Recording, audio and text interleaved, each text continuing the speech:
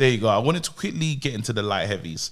And we had a wicked interview. Yard, thank you so much for putting up. That I think that was awesome. That was wicked for the culture. And again, thank you for everyone that listened and that. You know, we're still working our stuff out audio-wise. We're doing our thing. Yeah. Apologies to you lot and that, you know what I mean? But again, I want to thank Yard for coming down. But then Dan Aziz, man, they done some rankings recently. Should we phone him? And why not?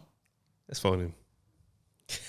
Why not? Let's phone Dan. That is a good idea, fam. Let's phone Dan. You should be connected still. Yeah, I'm just making sure I'm locked in. There we go. Very much locked in.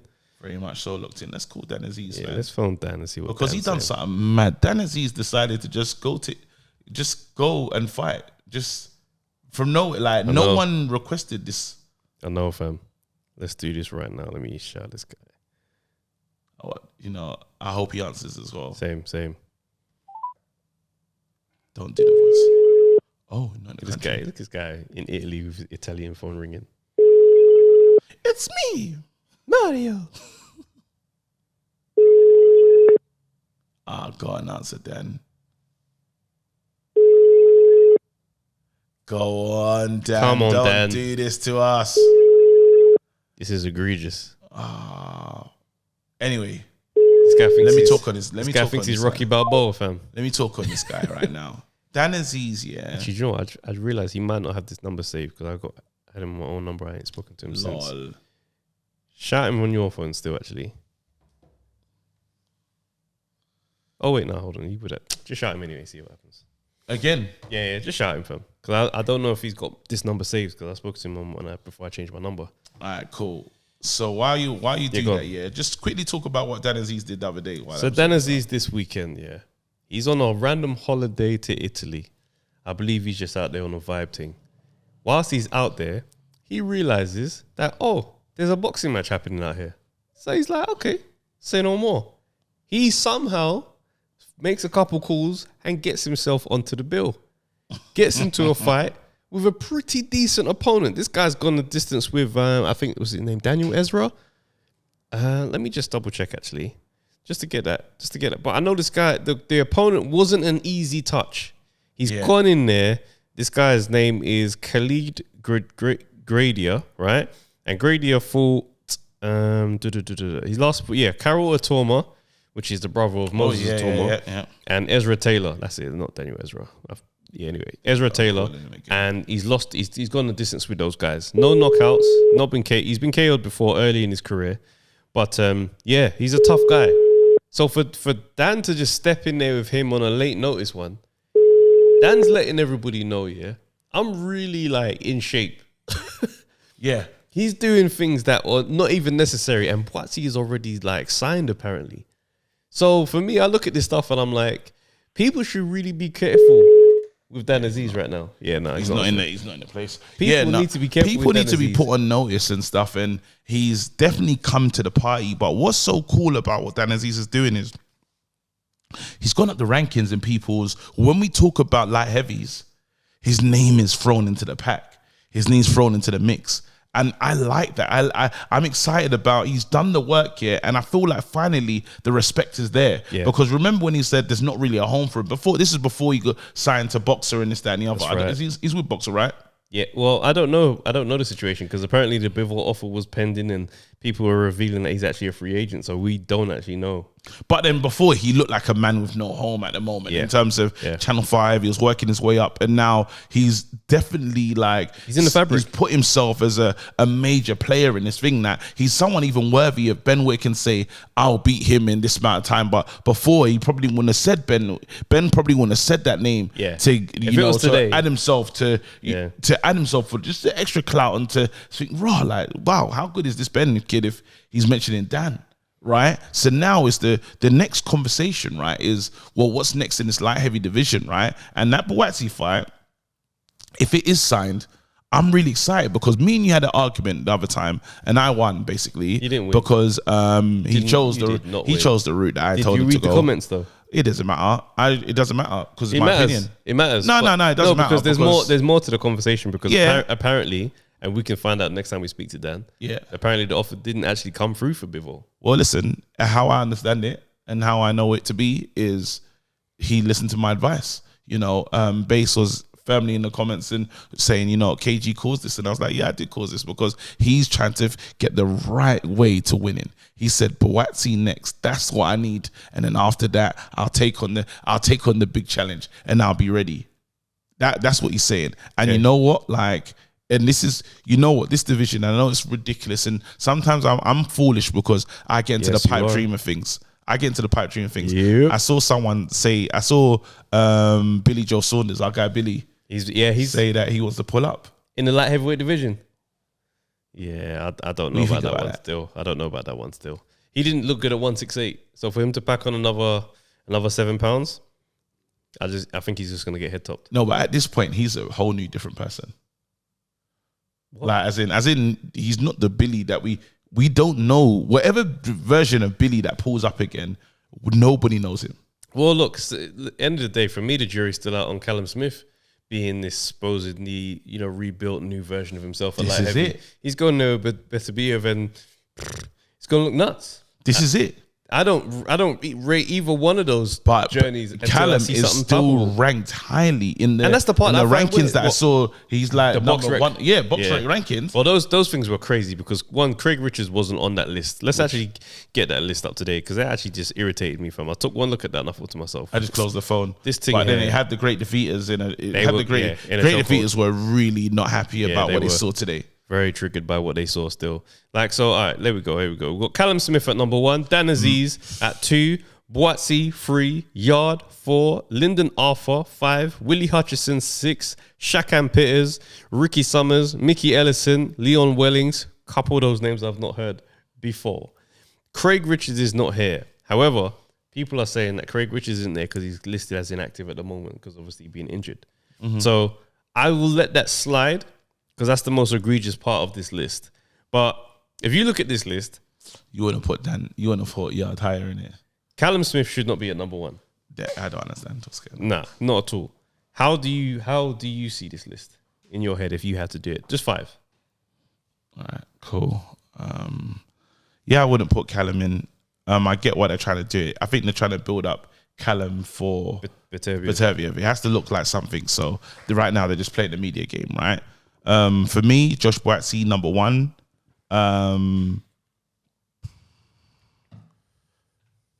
Josh Boatsi, number 1. I go Dan Aziz, number 2. You got Dan Aziz over Yard? No, but I'm just saying until I told Yard why I thought that. I just said he's not like he's better than him, but it's just he's winning. It's just off wins. I'm just getting off wins and losses. But what is this thing ranking though? No, it's in who's the best at the moment. Are you doing who's best or just based on? I'm saying who's best. No, it's just on wins. It's just on wins. So I'm saying who's best. How do you have the list on? No, because you can't say who's best because even the best are not fighting. We don't know. It's like the heavyweight division. I don't know who's the best because they're not fighting. So I just have to go by. I have to go by what do you call it? I have to go. These man, you can't say that he's better than him. He hasn't fought him, so we don't know. It's just again because I might be the perfect opponent for my man. So Craig Richards don't belong on this. He absolutely belongs on that list. But again, it's one of those things where we have to, if the boxing rankings, how I understand boxing rankings, because you just imagine that's like me losing and still being number 1 contender. No, I should fall down the path. Well, not really though, because there has to be more nuance to this conversation. Because all right, let's say this. Let's look at it like this. Yeah, just tell me what you do in these situations. None of these fighters have names, no reputations. You don't know anybody that I'm about to mention. They're all just Master League football players. Yeah, Pro Evolution settings. Old school. Yeah, Michael Zidane. Just he's got the bald patch in his head, but it's not Zinedine. So you got this guy. Yeah, he's fought 2 fights. Yeah, somehow he's got a title shot. 2-fight guy. He's in there with absolute nobody. Takes the champion 12 rounds. Yeah? Loses on points. Okay? Yeah. Fighter A. Then you have B. Yeah? He's fought quite steadily up the ranks. Yeah. Against bums. Done nothing other than that. He's got 7 wins. Okay. 3rd fighter in the equation. All right. 2 knockouts. 2 knockout wins. 2 knockout losses. At the top level. Who is the better fighter in this equation? I don't know none of these guys. You don't know one. You don't know no one. I don't know none of these guys. Fighter 1 fought the champion, and went 12 rounds. He went 12 rounds after 2 fights against nobodies. B has gone steadily working his way up, but he's fought bums, but he's beat all of them. 8. This guy here, 2-2 at the highest level. Who is that guy? I'm just saying, 2 knockout wins, 2 knockout losses, but at the top level. Who is the best one here? Well, you're looking at A and the thingy. You're not looking at B. That's for the bums. Okay, you're not looking at B's out the conversation right now, just because. But he's not lost. But yeah, that's the thing though, because I don't think that B guy's Boatsy though. That's what's crazy. I don't, bro. Well, I'm just saying to you, B he's steadily fighting his way up. But right now it's 8. But it's 8 guys who ain't the type that you would mention in a convo. But he's beat all of them. But these guys here, they've shown something, that but they've got people ain't shown. But they've got losses. So this is why I'm saying wins cannot tell the whole story. I hear what you're saying. Because this guy here, with the 2 wins and taking the champ to 12, that's not supposed to happen. This guy's winning and losing at the highest level by KO. How can you tell him that he's not going to be able to mix it with this dude who's fought meaty opposition and beat all of them? Oh, I know who that is. Finally, it took me a while. Who? That's Craig. He fought, what do you call it? 2. Is he? He wins. You said 2 wins by KO, 2 losses by KO. He didn't lose. He lost some points and then lost the thingy. But not losses. But I'm saying they're not really tied to any of these guys today. But I'm just trying to show an example of wins cannot tell the story to yeah. Be But able to I'm make saying this with type of Craig, thing. it doesn't tell the story as well. It's a fair point. It almost travels. It's hard, man. I hear what you're saying. The killer is, I hear what you're saying, but there needs to be a cleaner way to look at this. And that's why boxing's so complicated for the thingy fan, because I should be able to say, you see, like with football, they're the top of the league at the end of the season. Yeah, because they're the best. Everything is supposed this to season, they're the best. You know what I mean? I should be able to, and in boxing, I feel like it's the one sport where you just can't do that. There's too much opinion. I can't just say, oh, he's the best. You know what I mean? Or, one of the things in Europe, you're the best in Europe. You know what I mean? Or World Cup, best in the world. That's right. You know what I mean? Until the closest football comes to this here is if a team is getting when the team is like under attack all game long, 12 or 20 attempts on goal, and then somehow they get 1 attempt and they score. Penalty. No, they just win in a crazy way. That's the closest it gets. But with this thing here, it's hard to just list it down because there's so much new. There's so much new, and it will never. Each fight will never look the same. Yeah, that's why with those light heavies you put on there, I can understand why you're saying, because even sitting down with Yard, and just to bring up Yard as well, I never want to see Yard lose again. Honestly, I walked away from that interview just thinking, wow, you're a great person. Yeah, he's a good brother. I learned about him. I learned so much. And then even down you learn more about someone when the cameras are off. Bro, the guy just stayed and chilled. Yeah. And we're just vibing. The energy and just chatting. The energy was wicked. And I thought, you know what? And I think it did, because I was looking at the comment section and it was literally just saying, this is a really good guy. I'm behind him now. I didn't know this about him. I want to see him win. Yeah. I've just become a serious Yard fan. That's why a lot of people in the chat was doing that. That's you true. know, and that's how I feel about this guy. I want to see him progress. I want to see him move on. But all these guys in this division, now we have to fight. It's time to get busy. Now we have to fight. Dan Aziz has said that he'll fight anyone, which is good. Staying true to this word. I need to start seeing like the money or the interest for this division. We need to see something. Something needs to happen. While we're waiting for all this nonsense to happen, these guys have to get to it. It's Yard Boatsy. It's always going to come back to these men. But someone needs to we actually need to see, to be fair, one of these guys win a title for it to work. We need to see either somebody has to win a title. They have to clinch, because it feels like unfortunately, because they don't want to see the Undisputed, it feels like we're in that Klitschko era. You know, when it was just like a mess. Blue ropes, Germany era. Just horrid. It's a nasty little era for boxing where it's just so standard. It was like no frills. That's the best way to say it. No frills. Yeah. I get the job done and we just move on again. That's when Floyd became the guy, because it was quite unusual for like welterweight guys to have the dominant era. But man said the heavies ain't doing it. I reckon it's going to be one of those things where this is why nobody can really begrudge someone like Yard who takes title shots. There's even rumblings of him and Bivol potentially going to mix it. Someone has to shoot at those guys to get the belts. Someone has to. We need to. The belts need to be rescued. Yeah, it just needs to be taken so we can get exciting. Too much pussyfooting around on this thing. Like nobody. That's why the convo on Boatsy declining the Bivol fight it hits so bad. Because you start thinking, well, you know, people like you have him on his list as number one, and then you're declining fights. It's not like you're a 23-year-old prospect. But I don't think he's full. And I know that wasn't based on something, but everyone will watch this pod and think that person you're talking about is Boatsy as the B guy, as the guy that hasn't fought anyone. I genuinely wasn't trying to. I know, but I'm just saying. I'm just trying to. No, because Boatsy has a Craig Richards win on his resume that changes. He's fought something. Yeah, so I would never have. But that's why I wanted to clear it up, because you know some people miss context. No, all I was trying to do was highlight that wins don't tell the story. That's all I was trying to do by these examples. But with Boatsy, because people don't look at him like, you see how Ben Whittaker, no one expects Ben Whittaker to get a title shot. If he gets offered a title shot and says no, we say, yeah, sensible. Boatsy, at this stage, no, that doesn't feel sensible. So then on the other side, you got Yard. He's had the second Kovalev and Beterbiev. These are not easy opponents. And he's gone in there and it's just like, bro, I'm going to take a shot at the top. No, but we learned something. And that's what that's the appreciation I had at the end. We learned something about this man's thought pattern and how he thinks. Yeah. Because that's a big reason why he accepts certain fights. That's right. Yeah. You know what I mean? That because before I never understood. But as soon as we sat down with him, I was like, oh, I understand all your decisions now. I understand how you get to where you get to. Now I understand how you get from point A to point B. Yeah. You know, because that's a standard decision for you. Whereas like at the moment, until Yard comes in here and clarifies himself. Until Boatsy comes in here and clarifies himself, we're going to be left with loads of questions. You know, I think there's some other money stuff going on that we're not aware of. There's a lot of movement. I think there's some money stuff going on that we're not aware of, and that's why certain things haven't happened yet.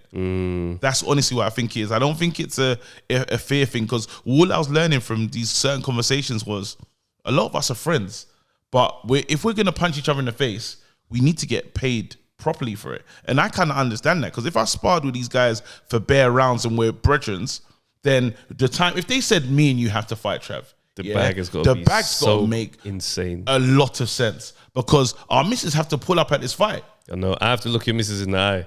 On the way into the ring. On the way into the ring, because I look at you guys as a family. Yeah, it's my family. Yeah, so I got to look your missus in the eye and we're going to trade. Yeah. So it's that thing of like, we need to be getting paid in such a way that they can be happy about this. Like happening. Your dad has to see me come into the ring and not see me as a son anymore, fam. I want to know how, because he's got the facial expression's got to change, because you know he's got to back it. Of course, yeah, that's what I mean. But even being removed from the family, that's got to make sense. Yeah. That financial numeration for being removed, got to be. It needs to make sense. Yeah, it needs to make sense. Telling you. How are you going to look at Annie when she's like, brother, I'm going to quickly fight your dad? Insane. This is what I mean. Make this money make sense. And I think I honestly feel that when you talk to these new age boxers that are more into the business, and this is a sign. This is a stumbling box. I had this convo with my dad, right? I was like, this is a sign of the times where we're seeing this across every single industry, where people who have been doing the heavy lifting are looking at the people who've got the biggest pockets and saying, how comes you're getting paid that and I'm the one that's moving this thing forward? Writer strike. Musicians, writer strike. Actors, everybody is coming, and it's happening with fighters. That's why promoters and fighter relationships are so different now. Yes, Barry Hearn misstepped when he said that, you know, we used to be like a slavery thing before. That was a Freudian slip. Freudian slip, how they say it. Yeah, Freudian slip, where the truth just slipped out. You did look at fighters like slaves. I know comedy promoters on like, I'm not gonna say their name, but other comedians will know who the hell I'm talking about. I've heard these guys refer to comics as like, just monkeys dancing. And that's why I will never entertain a convo with these men direct again. But I know that this is how they see it, because when you see how the money that these men take and how they're used to paying certain men, you start to understand, I see. You men are used to that dynamic. So when someone steps up and says, actually, nah, I don't like that, this needs to be more even, all of a sudden, you men are unhappy. And this is what's happening. The game of modern times are changing. That's why the standard of boxing is taking a slip. Defensive fighters are the thing because I want to leave all my faculties. I don't want to be like those legends of old that everybody adores. And it's one of those things where it's like to sell a young fighter the dream of being like that guy, and you say, oh, look at the highlights, Tommy Hearns. And I'll never forget, I always remember this, Tommy Hearns auctioning his stuff to make money back. And I'm like, bruh, I'm there doing a white collar thing, and you know, my trainer said to me, oh, you're like Tommy Hearns, go watch Tommy Hearns. I'm studying him, I'm falling in love with this guy's career. And I'm looking at his life today and I'm thinking, rotted. Yeah. So why would I possibly take on my career and replicate that? My saddest day was watching Pastor Mike Tyson, Evander Holyfield. That was a sad day for me when he got beat up by Holyfield. When Holyfield lost to some YouTube. It was the worst day of my life. Vita Belfort on the Triller one of thing. the worst thing is very painful because I said Hated you were that. running it like life-size posters of you. You were the man. You were the absolute guy. There's like he's up there. He'd probably be one of my favorite fighters, to be honest. I don't understand. It's tough. When seeing him fall, like I was like, fuck's sake, man. This is the problem. Like, because then even when like 50 bought Tyson's house and all sorts of mad things that happen, and you say, right, you lot were there. And people, all these boxers now are just way smarter, and it hurts because this is a savage industry. But now they're all gentle. They got the mindset of gentlemen. It's businessmen. Fighters are businessmen. Whereas before, when you're fighting for survival, you fight very differently. Very differently. You fight very differently, bro. I'll never forget the way I did a gig one time when I had the option of getting signed just after finding out that my son was going to be born at some point. Brother, I hit that stage. Bro, I would have stayed on there all night if I didn't smash it, fam. We getting this right here and now.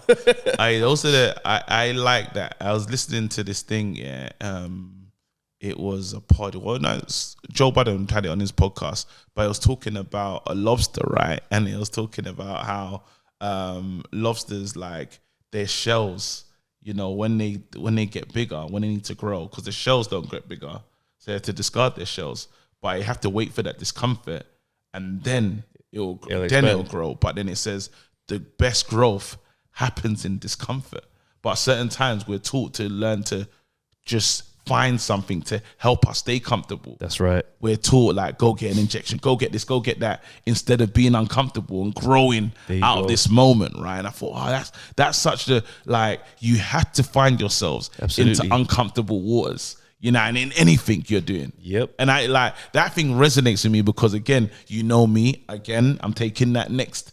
Yeah. I've made another decision in terms of where my career goes or where I'm going in life. And I'm saying I'm uncomfortable again. I was very comfortable, very nice. Yeah. And I made these tight thingies, but hopefully the end result is, well, look what you've done. That's it, man. You know what I mean? Yeah, 100%. It's there's so many places this convo can go. It's like that whole thing of like, you make that decision that something's never going to happen again. Yeah. It's such a real one. Have you got one of those mad ones when he said, I'll never be in this position again? Bro, absolutely.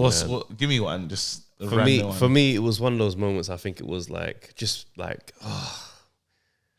where I think, man, there's been a few, bruv. I think one time, I think I might have spoken this before on some earlier pods. Like it was managing money, and at one point, my cousin Paul, he would like just occasionally just top me up. Get me able to, can I just lay this until payday? And it just got to a point where it just got too comfortable. It was too routine. It was every month. I just knew it was there. And then one month he's like, no, like this isn't happening. And this was one of those times when I need, because the times before it was like, I didn't really need it, but I just knew it was, this time around, I needed it. Bro, I remember just sitting in a room and just being like, I'm never going to feel like this again. Yeah. This cannot happen to me again. Yeah. Do you know what I mean? And it's like, I've had that moment with shows. I remember I did the About to Blow show, Bloomsbury Theatre, and I just had such a bad gig, and it was a really well promoted show. Like it was the first show headlined by the younger generation of comics, and I remember just falling short of my performance, sitting in the change room and just being like, I'm never gonna feel like this again after a big show. Like next time I come back to this theatre, it'll be by myself. So that's why that was such a pivotal thing for me to go back and do that. Yeah. You know what my one is? I had one. I was. This is before I became an Uber driver. Yeah, and it was a mad day. And this is the thing, people don't really talk to you about this as a parent. But I remember my daughter just ran really quickly. Yeah, but it broke me. This is the one thing that I think, it stays with me forever. And it's not even that deep because other parents told me they do it. But the baby girl, I had to cut the legs of the baby girl because she's just too tall. Yeah. Yeah. And it just felt that defeat, fam. I'm not gonna lie to you, it felt like defeat. I was like, nah. Because obviously there's like, and on a deeper level, it's so mad how we're here, right? But we're here now, innit? It's like, remember, cause I lost my mum in it and then stuff. And then as a Nigerian and all that stuff, there's that thing of, I don't say Nigerian, but maybe other cultures have it, but you're supposed to provide and pay the way for that thing to happen. And I couldn't, I was too young, right? So it already burnt me a little bit. So when I was cutting the thingies, I was like, are you gonna let this affect the next generation? I promise you, that gear that I found, bro, when I tell you I went and did my topographical exam, you saw me in the car, I started grinding. I said, there's no way that that's not gonna happen again. Yeah. There's no, when and there's that drive. And I think there was so many different things because I've always wanted to do what we're doing now, right? But then it's just, again, it's uncomfortable. Yeah, it's that thing of being uncomfortable and allowing it to just push you. And I'm laughing now because now taking the next risk, and it's always at a mad time. It is. I've taken the next risk, but I know that the ending, because I know I've done it before. I've had these wins. Yeah. So it's just going to be like, I'm actually excited to see what the end goal looks like. You know what I mean? I'm excited to see, the end of this. Yeah. But yeah, man, mad. I'm glad we got there. Hopefully, again, we always like to jump into life for these ones, but then hopefully that just helps somebody watching. One of the people listening, hopefully that's for you, fam. That's a nugget for you. Stay in the pocket.